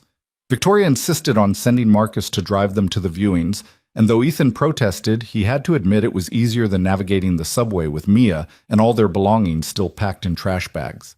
The first apartment was in Queens, close to Mia's old school. It was small but clean, with 2 bedrooms and windows that actually let in sunlight. The rent was $2,400 a month, manageable with his new salary, but tight. Mia ran through the empty rooms, her footsteps echoing. "Daddy, this one has a bathtub, a real bathtub." The second apartment was in Brooklyn, farther from the city but with more space. 3 bedrooms, a small kitchen, and a landlord who seemed kind. The rent was $2,100. "This is nice," Mia said, peering into what would be her bedroom. "But it's far from Emma. Will I still be able to see Emma?" Ethan's chest tightened. Emma had been Mia's best friend at her old school. "We'll figure it out, baby. I promise." The third apartment was in a building in Astoria that looked too nice for what they could afford. Marcus pulled up to the curb, and Ethan frowned. "Marcus, I think there's been a mistake. This building, the rent here has to be way more than I can pay." Marcus checked his phone. "Ms. Hale specifically requested I bring you here. Says the landlord is expecting you." They went up anyway. The landlord, a woman in her 50s named Mrs. Patterson, greeted them warmly and showed them to a third-floor unit with gleaming hardwood floors, updated appliances, and 3 bedrooms that were each bigger than Ethan's old living room. "It's beautiful," Ethan said carefully. "But I'm sure it's out of my price range. What's the rent?" $2,200 a month, utilities included." Ethan stared at her. "That can't be right. This place is worth at least $3,500. Mrs. Patterson smiled. "Ms. Hale from Meridian Global called me personally, explained your situation. I have a grandson about your daughter's age. The thought of any child sleeping in a car because of corporate corruption," she shook her head. "Well, let's just say I'm happy to rent to you at a price that works. Ms. Hale is covering the difference for the first year." What? No, I can't accept that. The lease is in your name, Mr. Rowe. You'll be paying what you can afford. What happens between me and Meridian Global's corporate housing assistance program is none of your concern." Mia tugged on Ethan's sleeve. "Daddy, can this be our home? Please. I really like it." Ethan looked down at his daughter's hopeful face, then back at the apartment with its big windows and clean walls and space for Mia to run and play and be a child again. "Okay," he said quietly. "Okay, this can be our home. They signed the lease that afternoon. Mrs. Patterson gave them the keys and told them they could move in immediately. Ethan called Victoria from the car on the way back to the hotel. "You didn't have to do that," he said. "The apartment, subsidizing the rent." "I didn't do anything," Victoria replied smoothly. "Meridian Global has a corporate housing assistance program for employees who've experienced hardship due to company errors. You qualify. It's completely above board." Victoria thought, "Ethan, you saved this company millions of dollars by exposing the fraud. You testified against powerful people who could have made your life even more difficult. And you're coming back to work for us when you could have taken the settlement and disappeared. Let me do this. Please." Ethan closed his eyes. "Thank you. I don't know how I'll ever repay you." "You already have. You reminded me what integrity looks like. That's worth more than any apartment." Over the next 2 weeks, Ethan and Mia transformed the empty apartment into a home. Victoria arranged for a furniture delivery, basic but comfortable pieces that she claimed were surplus from a corporate apartment the company was closing. Ethan suspected she'd bought them new, but he'd learned to pick his battles. Mrs. Chen from their old building heard they were back in Queens and showed up with a casserole and tears in her eyes. "Mr. Rowe, I heard about what happened, about that terrible man who fired you. I'm so glad you're okay." "We're better than okay, Mrs. Chen. We're going to be fine." Mia enrolled in a new school just 3 blocks from the apartment. The principal, after a quiet phone call from Victoria's office, agreed to waive the usual fees and provide Mia with the school supplies she needed. On her first day, Ethan walked her to the gate and knelt down to straighten her backpack. "You ready, baby?" Mia nodded, but her eyes were uncertain. "What if the other kids don't like me? What if I don't make any friends?" "Then you'll make friends tomorrow, or the next day. You're smart and kind and brave. Anyone would be lucky to be your friend." "Even if they know we were homeless?" Ethan's throat tightened. "Even then. What happened to us doesn't define who we are. You understand?" "I think so." "Good girl. Now go learn something amazing." He watched her disappear into the school building, then pulled out his phone and texted Victoria. "First day of school. She's scared but trying to be brave. Thank you for making this possible." The response came quickly. "She gets the brave part from you, and you're welcome. See you Monday. Excited to have you back." Monday morning arrived cold and clear. Ethan stood outside the Meridian Global building at 7:45, wearing a new suit Victoria had insisted the company provide as part of his professional development budget. His hands were sweating despite the temperature. The last time he'd stood here, security had been escorting him out with a cardboard box. Now he was walking back in as a senior analyst with his head held high. The lobby felt different somehow. Or maybe he felt different. Marcus appeared at his elbow. "Mr. Rowe, Ms. Hale asked me to bring you straight up. She wants to introduce you to the team personally." "Is that normal?" "Nothing about this situation is normal, sir, but Ms. Hale doesn't do anything without a good reason." Victoria was waiting in a conference room on the 14th floor, the same floor where Ethan had worked before, though his new office was in a different section. With her were 5 other people, all of them watching him with curious expressions. "Everyone," Victoria said, "this is Ethan Rowe, our new senior data analyst. Some of you may have heard his story. He's the person who discovered the fraud that was eating this company from the inside. He's also the person we failed spectacularly when he brought that fraud to light. Ethan, this is your team." She went around the room making introductions. Jennifer Walsh, the marketing coordinator who'd been wrongfully terminated and chose to return. David Park, the junior accountant who'd been fired for non-existent performance issues. 3 others who'd been with the company for years and had survived the purge. "I wanted you all to meet each other," Victoria said, "because you represent what Meridian Global is going to be moving forward. A place where doing the right thing is rewarded, where speaking up is encouraged, where every employee knows they matter. Ethan, your team will be working on implementing new financial oversight protocols to ensure what happened with Gerald Hutchins never happens again." Ethan found his voice. "I appreciate the confidence. I'll do my best." "I know you will. That's why you're here." The meeting continued for another hour, Victoria outlining the new protocols and oversight structures. Ethan found himself impressed by how thoroughly she'd thought through the reforms. This wasn't just window dressing or PR. This was real change. Afterward, Victoria walked him to his new office, a actual office with a door and a window, not a cubicle. This is too much, Ethan said. Senior analysts don't usually get private offices. Senior analysts who save the company $8 million do. Ethan, I meant what I said in there. You're not just here to fill a position. You're here to help rebuild the culture. People need to see that whistleblowers don't get punished. They get promoted. Some people are going to resent that. They're going to think I got special treatment. You did get special treatment. You got treated the way every employee should be treated, with respect and appreciation for your integrity. If people resent that, they can take it up with me. Ethan set down his bag and looked around the office.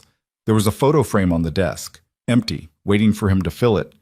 He thought about the picture Mia had made him, the one that said "World's Best Daddy" in crooked purple letters. It had been in the cardboard box when security escorted him out. He'd kept it through everything, even when they were sleeping in the car. Victoria, can I ask you something? Of course. Why are you really doing all this?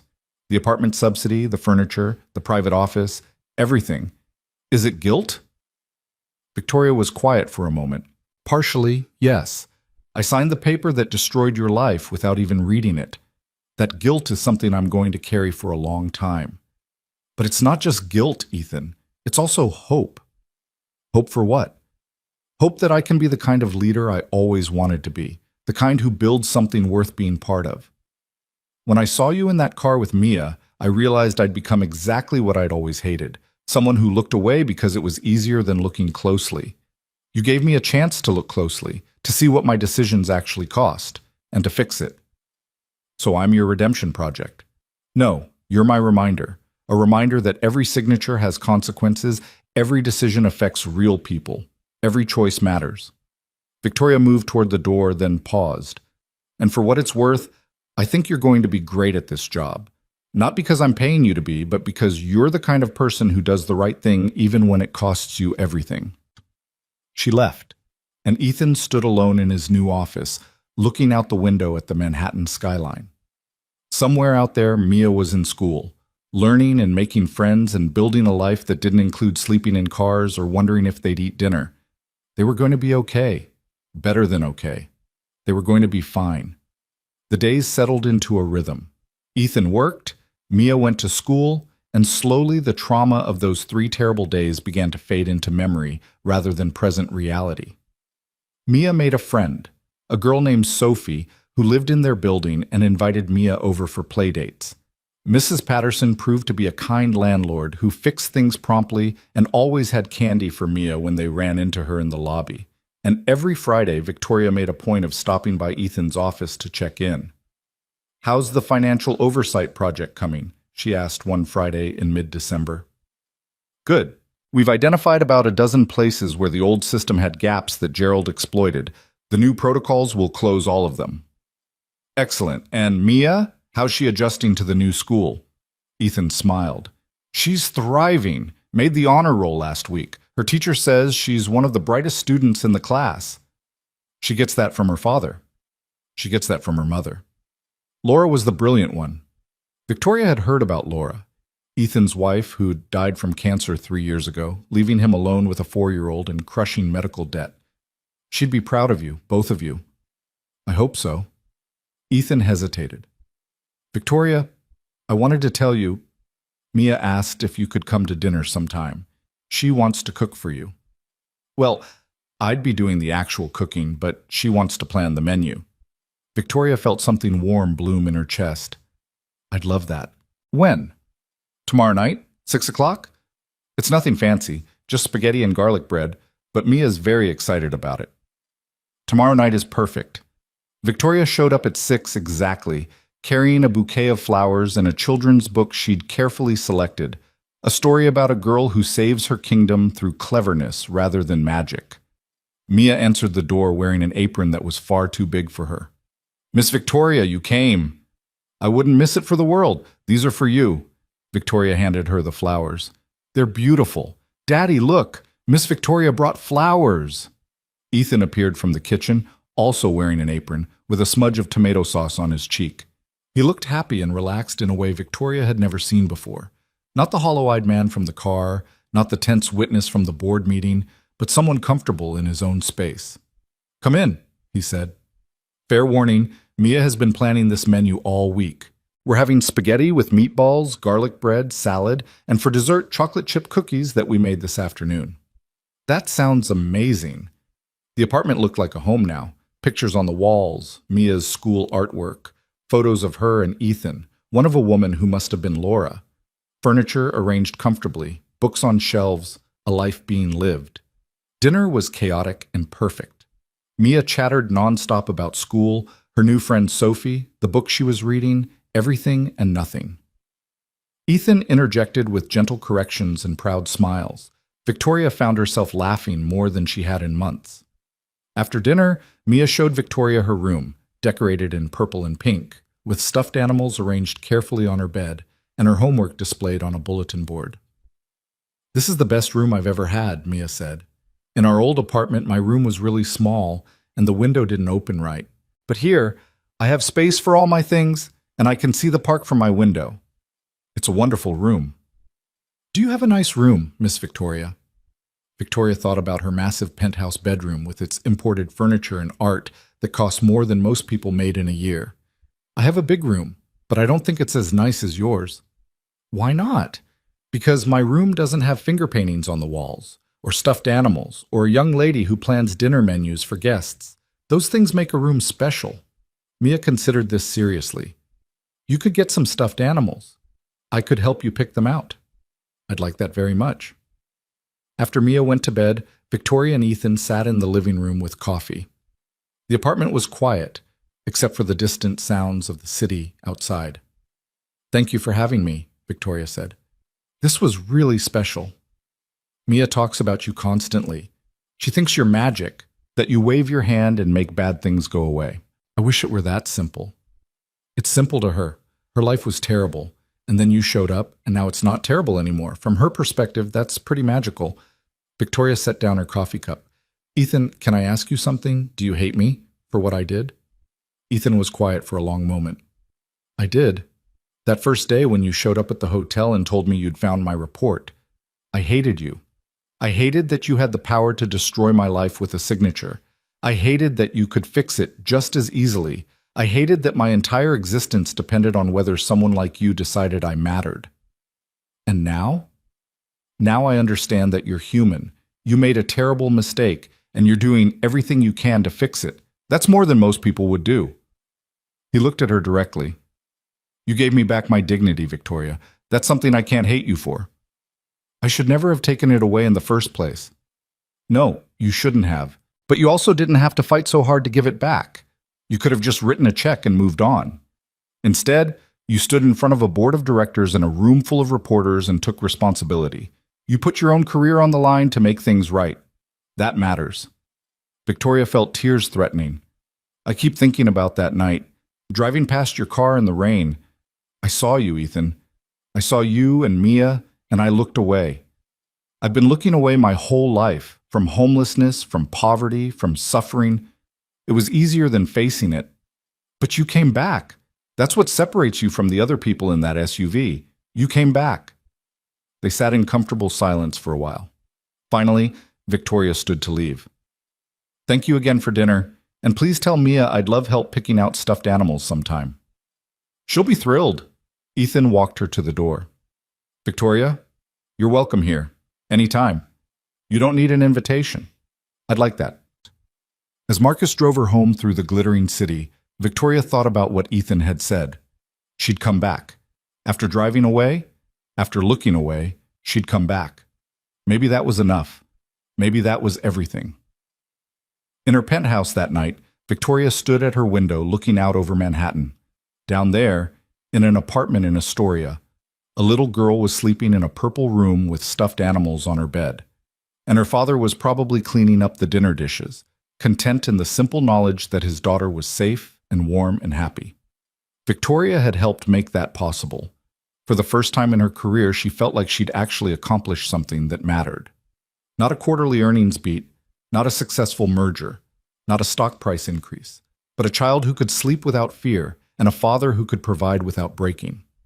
That was worth more than any corner office or executive bonus. That was worth everything. Christmas arrived with a blanket of snow that transformed Manhattan into something almost magical. Victoria stood at her penthouse window on Christmas Eve, watching the fat flakes drift past the glass, and felt the familiar weight of loneliness settle over her shoulders. She'd spent every Christmas alone since becoming CEO, telling herself she was too busy for family gatherings, too focused for frivolous celebrations. But this year, staring out at the city draped in white, she wondered if maybe she'd been lying to herself all along. Her phone buzzed with a text from Ethan. Mia wanted me to ask if you have plans for Christmas dinner tomorrow. She says nobody should be alone on Christmas, especially not people who help other people. Her words, not mine. Victoria smiled despite herself and typed back, Tell Mia I'd be honored to join you both for Christmas dinner. The response came immediately. She's already planning the menu. Fair warning, it involves a lot of cookies. See you tomorrow at 2? I'll be there. Victoria set down her phone and felt something warm unfurl in her chest. For the first time in years, Christmas didn't feel quite so lonely.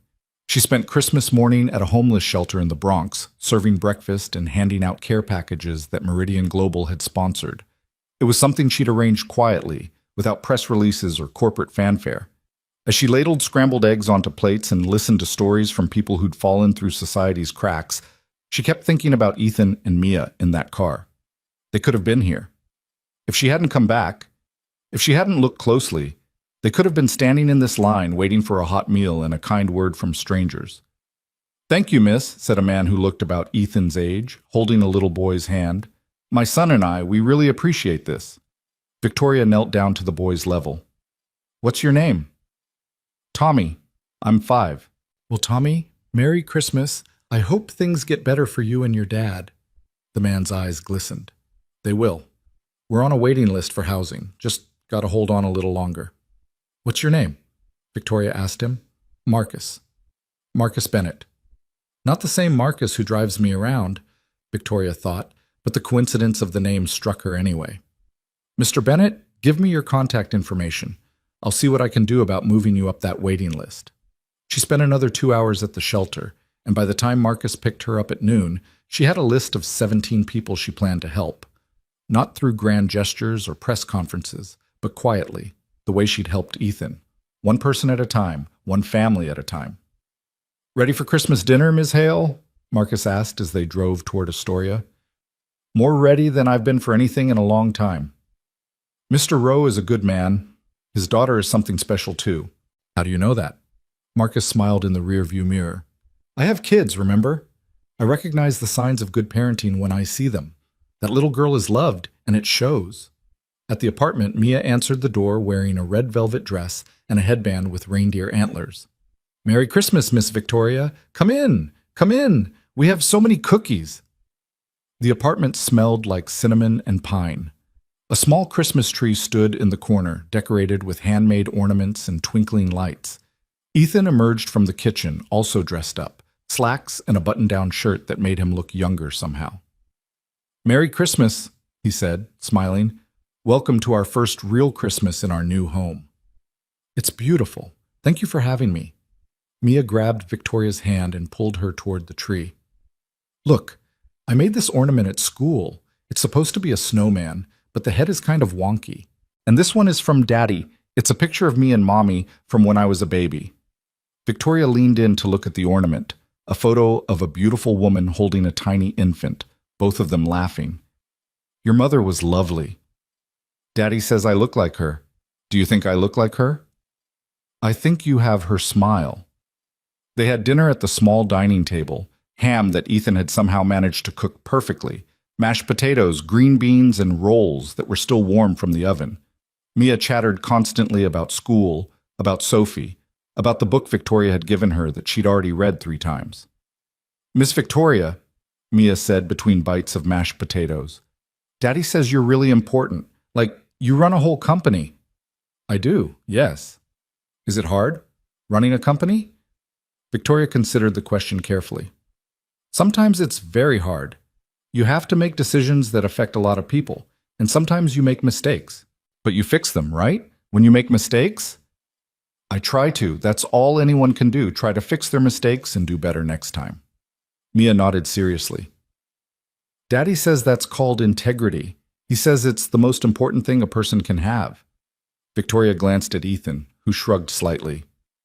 She's a good listener. After dinner, they opened presents. Mia gave Victoria a drawing she'd made, a picture of 3 people standing in front of a Christmas tree labeled Mia, Daddy, and Miss Victoria in careful letters. So you don't forget us, Mia explained. Victoria felt her throat tighten. I could never forget you. Either of you. Ethan handed her a small wrapped package. From both of us, it's nothing big, but inside was a coffee mug with World's Best Boss printed on it in the same style as Mia's finger-painted handprint. Victoria laughed, tears blurring her vision. It's perfect, absolutely perfect. She'd brought gifts too. A set of books for Mia, carefully selected with help from a children's librarian, and for Ethan, a leather-bound journal with his initials embossed on the cover. For all those brilliant ideas you have, Victoria said, the ones that save companies from themselves. Later, after Mia had fallen asleep on the couch clutching her new books, Ethan and Victoria sat together by the Christmas tree, speaking in low voices so as not to wake her. This has been the best Christmas we've had in years, Ethan said quietly. Maybe ever, if I'm being honest. Last year, it was just me and Mia in our old apartment, trying to make things feel normal, even though Laura had only been gone a year. The year before that was impossible. I'm glad I could be part of this one. You know what the crazy thing is? 3 months ago, I hated everything about my life. I hated my job, hated that I couldn't give Mia the things she deserved, hated feeling trapped and invisible. And then losing everything somehow gave me back everything that actually mattered. How do you mean? I mean that when I had nothing, when we were sleeping in that car, all I had was Mia and my integrity. And I realized those were the only things I needed. Everything else was just noise. He looked at her. Don't get me wrong, I'm grateful for the job and the apartment and all of it. But losing everything taught me that I'm stronger than I thought I was. That Mia and I can survive anything as long as we have each other. Victoria nodded slowly. And what did it teach you about people like me? Ethan was quiet for a moment. It taught me that power isn't inherently corrupt. The people in your position can choose to use that power for good. You could have driven past us and forgotten we existed. Instead, you came back and fought for us. That choice, that's what makes the difference. I almost didn't come back. But you did. That's what counts. They sat in comfortable silence, watching the lights twinkle on the tree. Mia stirred in her sleep, and Ethan moved to cover her with a blanket. She really loves you, you know, he said when he returned. She told me the other day that she wishes you were her aunt, said every kid needs an aunt who's magic. Victoria felt tears threaten again. I'm not magic. To her you are. To both of us, actually. Victoria looked at this man who'd lost everything and somehow emerged stronger, at his daughter sleeping peacefully surrounded by presents and warmth, and felt something shift deep in her chest. For years she'd built walls around herself, told herself that relationships were distractions, that caring too much made you weak, that success required sacrifice and loneliness. But sitting here in this modest apartment with this small, improbable family, she realized she'd been wrong about everything. Success without connection wasn't success at all. It was just emptiness dressed up in expensive suits and corner offices. Ethan, Victoria said quietly, can I tell you something? Of course. When I became CEO, I thought I knew what I was doing. I thought leadership meant making tough decisions without getting emotionally involved. I thought caring too much about individual people would make me weak, would compromise my judgment. So I signed those termination papers without really seeing the names on them, without thinking about the lives behind the signatures. And now? Now I think I had it backward. Real strength isn't in looking away, it's in looking closely, in caring enough to see what your decisions actually cost. You and Mia taught me that. Ethan reached over and squeezed her hand. You taught us something too. You taught us that the world isn't entirely cruel, that sometimes people in power actually give a damn. That's a gift, Victoria. Don't underestimate it. The weeks after Christmas blurred into months. Winter softened into spring, and with it came changes both large and small. Gerald Hutchins was convicted on 12 counts of fraud and embezzlement and sentenced to 8 years in federal prison. 3 other executives took plea deals in exchange for testimony. Sebastian Cross was cleared of criminal wrongdoing but chose to retire early, telling Victoria privately that he couldn't stomach the corporate world anymore. Meridian Global's stock recovered stronger than before, investors responding positively to Victoria's transparency and reforms. The board gave her a unanimous vote of confidence, and industry publications ran features about her leadership style: honest, accountable, focused on people rather than just profits. But the changes Victoria cared about most weren't in stock prices or magazine covers. They were in the 47 employees who'd been wrongfully terminated and chose to return, now working in an environment where integrity was valued, in the new oversight protocols that made fraud virtually impossible, in the anonymous hotline where employees could report concerns without fear of retaliation, and most of all, in the friendship that had grown between her and the Rowe family. Victoria found herself at their apartment most Sunday evenings, sharing dinner and conversation. She taught Mia about business and leadership in terms a 7-year-old could understand. She helped Ethan navigate office politics and championed his ideas in meetings. And slowly, week by week, she became part of their lives in a way that felt natural and necessary. "You know people are talking," Ethan said one evening in late April, as they sat on his building's roof watching the sunset while Mia played with Sophie on the building's playground below. "Let them talk. They've been talking since I became CEO. I'm used to it. They're saying you're too involved with employees, that you're playing favorites by spending time with me and Mia." Victoria turned to look at him. "Do you think I'm playing favorites? I think you're being human. I think you're building relationships with people instead of treating them like assets on a spreadsheet. If that's favoritism, the world needs more of it." The board suggested I might want to maintain more professional distance. "And what did you tell them?" "I told them that maintaining professional distance is what allowed Gerald Hutchins to destroy dozens of lives without anyone noticing. I told them that knowing employees as people rather than numbers is what makes good leadership. And I told them that if they had a problem with me having dinner with a colleague and his daughter once a week, they could find a new CEO." Ethan laughed. "You didn't." "I absolutely did." Richard Morrison laughed and said that was exactly the attitude he'd hoped I'd have. They watched the sun sink lower, painting the sky in shades of orange and pink. Below, Mia's laughter carried up to them, pure and joyful. "She's happy," Ethan said softly. "Really, genuinely happy. I haven't heard her laugh like that since before Laura got sick." "She deserves to be happy. You both do." "So do you, Victoria." She looked at him, surprised. "What makes you think I'm not happy?" "Because I see the way you look sometimes when you think no one's watching, like you're carrying the weight of the world and you're not allowed to set it down." Victoria was quiet for a long moment. "I've spent my whole adult life trying to prove I belonged in rooms where no one wanted me, trying to be tougher, smarter, harder than everyone else. And I got what I wanted, the corner office, the power, the respect. But somewhere along the way, I forgot how to be a person instead of just a CEO. And now? Now I'm trying to figure out how to be both, how to lead a company without losing myself in the process, how to care about people without it being a weakness." She paused. "You and Mia are helping me figure that out." Ethan was quiet, and when Victoria looked at him, she found him watching her with an expression she couldn't quite read. "What?" she asked. "I'm just thinking about how strange life is. 3 months ago, I hated you. I hated what you represented, what you'd done to my life, and now I can't imagine not knowing you. Is that a good thing or a bad thing?" "It's the best thing that's happened to me in a long time. Apart from getting my life back, I mean." He smiled. "You've become important to us, Victoria, to both of us. I just wanted you to know that." Victoria felt her heart skip. "You've become important to me too. More important than I probably should admit." They sat together as the sun disappeared below the horizon and the city lights began to twinkle to life around them. Below, Mia called up, "Daddy! Miss Victoria, come see what Sophie and I built." They descended to the playground and admired the elaborate castle the girls had constructed from playground equipment and their imaginations. As Mia explained the various towers and dungeons, Victoria caught Ethan watching her with that same unreadable expression.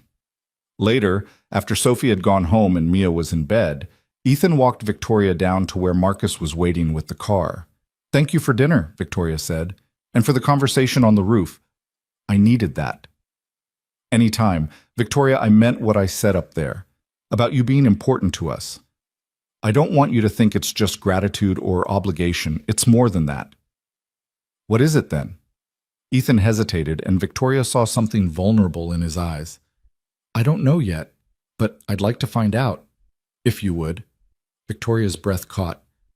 "Ethan, I'm not asking for anything," he said quickly.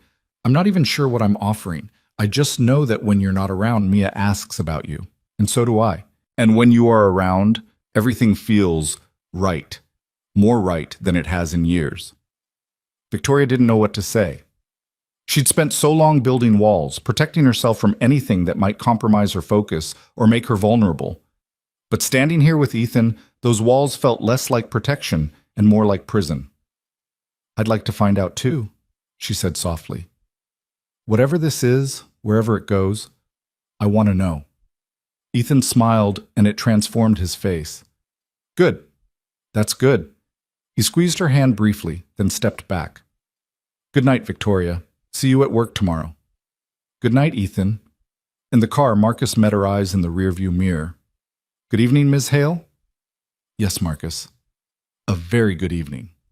The spring progressed into summer, and with it came changes that felt both inevitable and miraculous. Victoria and Ethan began spending more time together outside of work. Dinners, museums, walks through Central Park with Mia skipping ahead of them. They were careful, conscious of the power dynamic and the complications, but the connection between them grew stronger despite their caution. Mia, observant as always, noticed immediately. "Are you and Daddy in love?"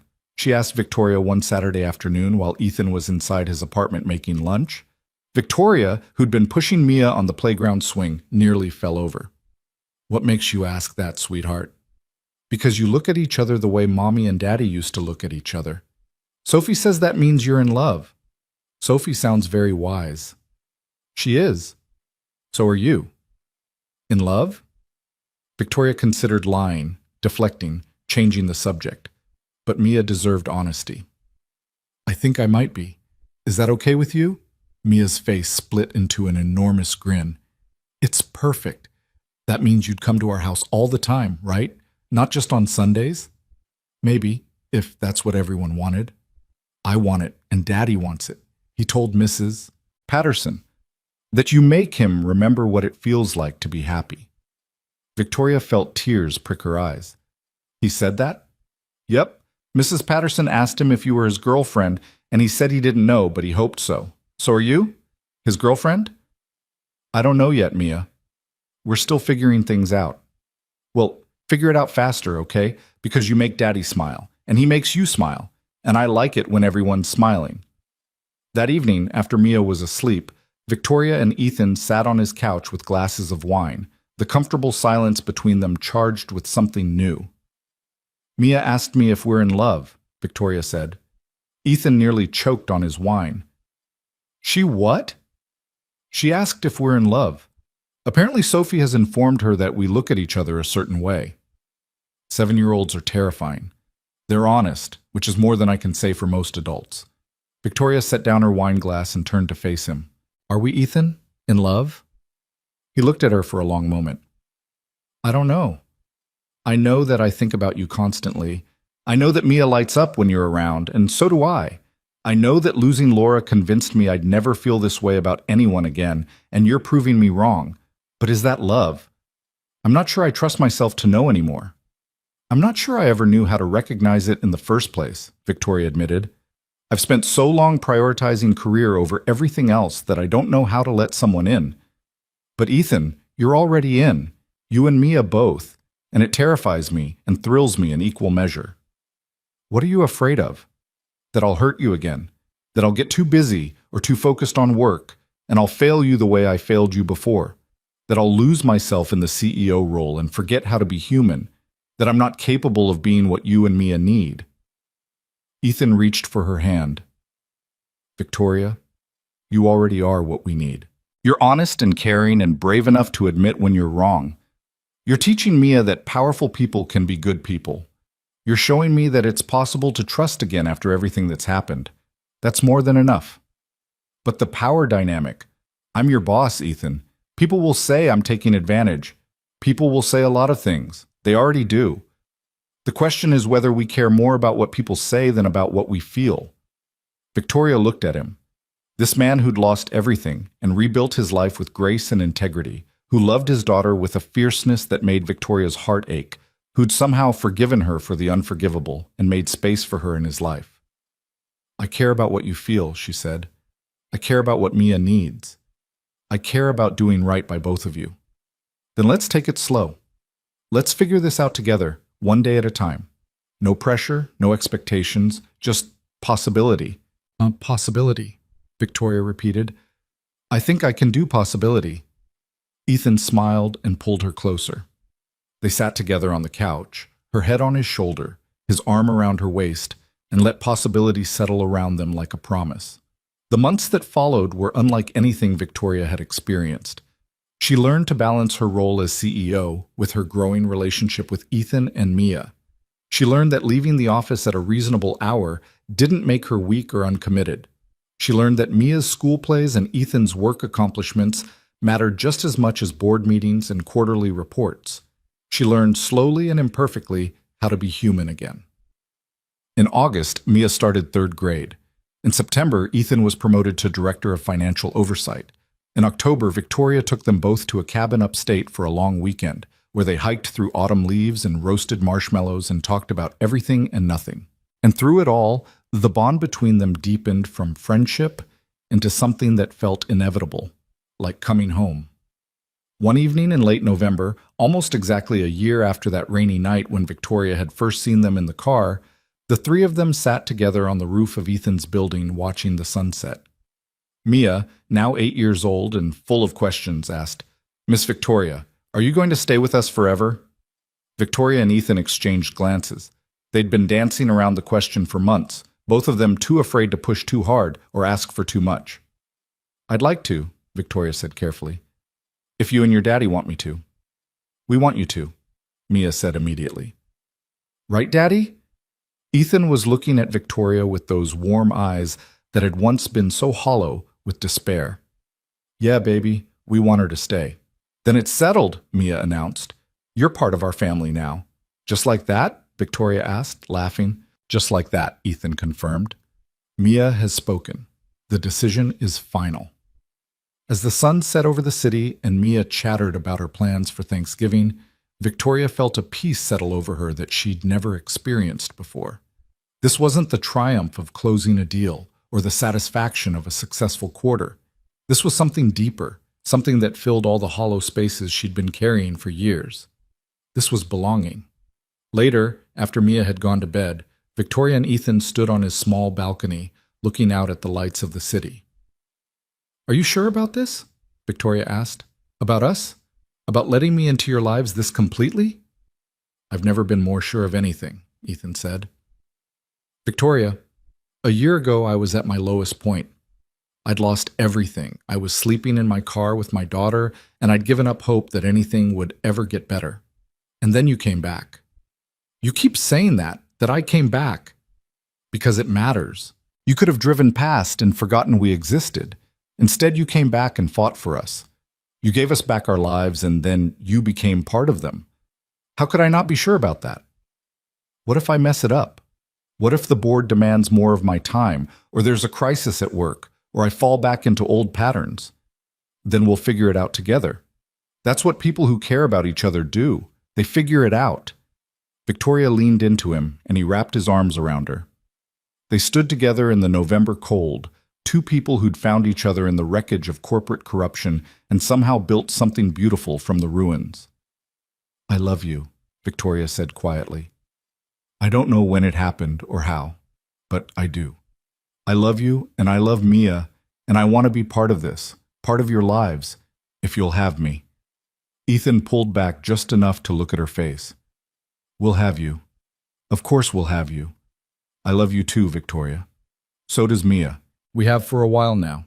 He kissed her then, gentle and certain, and Victoria felt the last of her walls crumble. This was what she'd been missing all those years in her penthouse tower. Connection, belonging, love that wasn't transactional or conditional. This was what mattered. The city spread out below them, millions of lives intersecting and diverging, each person carrying their own story of triumph and failure, hope and despair.